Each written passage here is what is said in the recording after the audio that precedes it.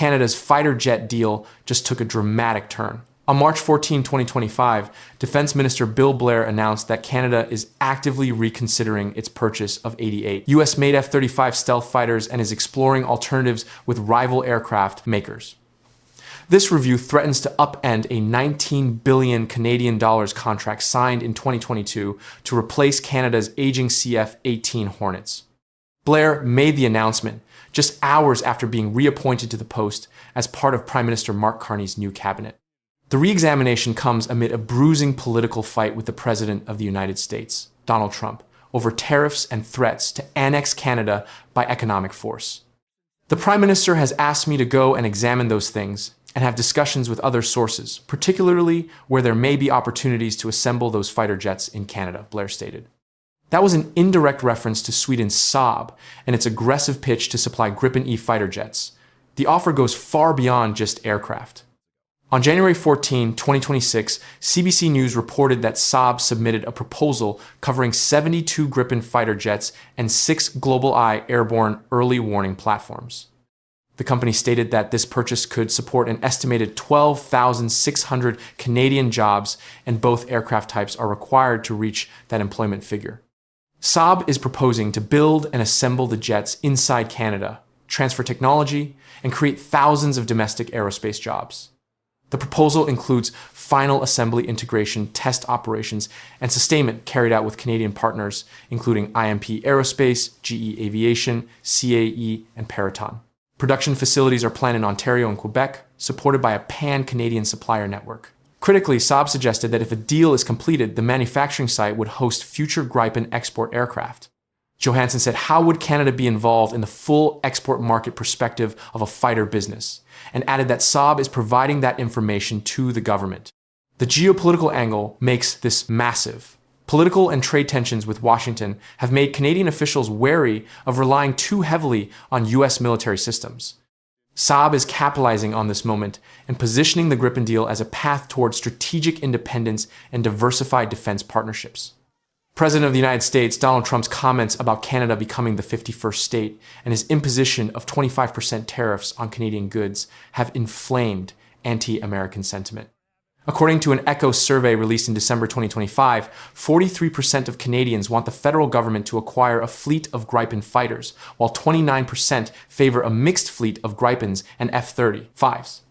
The option of a single F-35 fleet was the least popular choice at just 13% support. Canada originally agreed to buy 88 F-35s in 2022 under the Future Fighter Capability Project.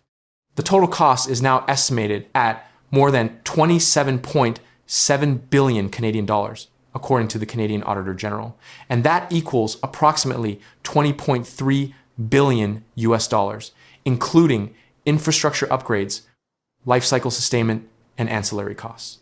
Canada has legally committed funds for the first 16 F-35 aircraft, which are already in production. 8 units are set for delivery to Luke Air Force Base in Arizona, with the first deliveries expected in 2026 and arrival in Canada by 2028. The final 18 jets are scheduled for 2032.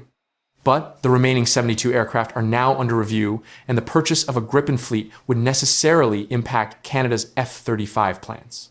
The F-35 is a 5th-generation stealth fighter with advanced sensor fusion, a low observable airframe, internal weapons, carriage, and electronic warfare architecture. It is powered by the Pratt & Whitney F135 engine, delivering around 40,000 pounds of thrust with afterburner, and it offers high maneuverability with a combat radius exceeding 1,000 kilometers on internal fuel. The Gripen E is a 4.5 generation multi-role fighter. It has modern sensors, electronic warfare capabilities beyond visual range weapons, and it can operate from shorter runways. It is also significantly cheaper to acquire and sustain, with a lower cost per flight hour than the F-35 and higher readiness rates. Saab operates 2 production lines currently in Sweden and Brazil. In November 2025, Colombia signed a 3.1 billion euro contract, which is approximately 3.7 billion US dollars for 17 aircraft. Sweden has hinted that a Canadian production line could help address demand if Ukraine orders up to 150 Gripen E aircraft after the war. But military experts are raising serious concerns. More than 30 Canadian aerospace companies hold F-35 contracts largely related to production of the stealth fighter, These contracts contributed $1.3 billion to Canada's economy between 1997 and 2021. Lockheed Martin says it has significant economic benefits to offer and is promising $15 billion in work if Canada maintains its full order. Former Royal Canadian Air Force officers have publicly urged Mark Carney's government not to trim the F-35 purchase or introduce a second fighter type. Operating a mixed fleet would require separate training regimes, separate hangars and infrastructure, and a different supply chain, which would create logistical complexity, excess maintenance, and training burdens and sustainment. Challenges. NATO doctrine, and especially the North American Aerospace Defense Command, known as NORAD, rely on shared surveillance networks, command structures, and interoperable aircraft. NORAD was formed in 1957 to monitor and defend North American airspace. The F-35 communication and sensor fusion capabilities embody the seamless data interoperability that guides Western defense doctrine today.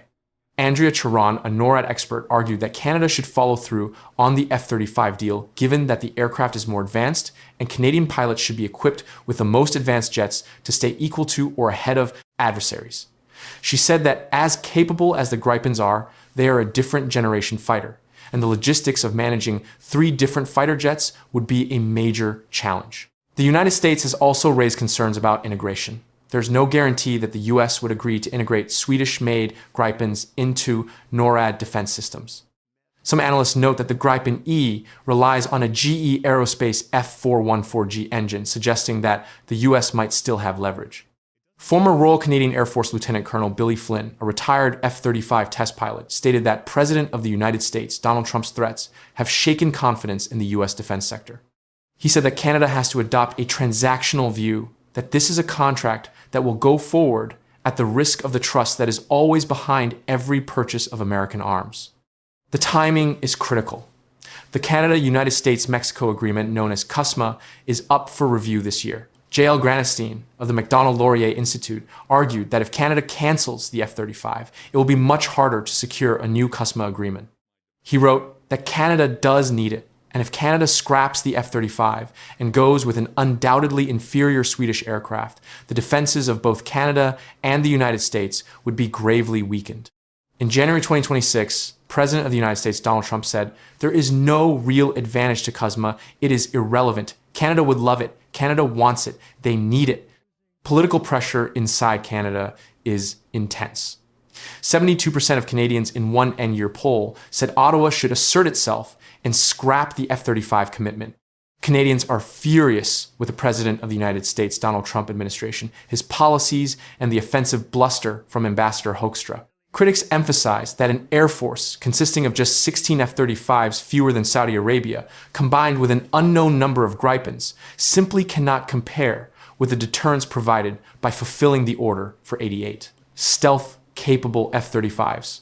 The stakes are massive. If Canada shifts from a full F-35 fleet to a mixed fleet or a predominantly Gripen fleet, the consequences will be enormous.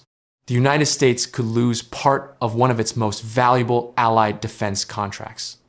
Sweden would secure a historic breakthrough in North America's fighter jet market. For Canada, the decision is not just about jets, but about jobs, sovereignty, alliances, NORAD, and the future of its military industry. Canada's fighter jet debate has been ongoing for more than 15 years. Prime Minister Stephen Harper agreed to buy the F-35 in 2010, but paused the decision in 2012. Prime Minister Justin Trudeau campaigned against the F-35 in 2015 and later decided to acquire 88 of the fighters in 2023. Now Mark Carney's government is reviewing the decision once again. 10 months after Carney ordered the review in March 2025, no final decision has been announced. The review was originally scheduled to conclude by late September 2025, but the debate continues. That is why this ditch the US jets bombshell could truly change everything. The decision will shape Canada's defense capabilities, its relationship with the United States, its participation in NORAD, its access to CUSMA, and its industrial capacity for decades to come.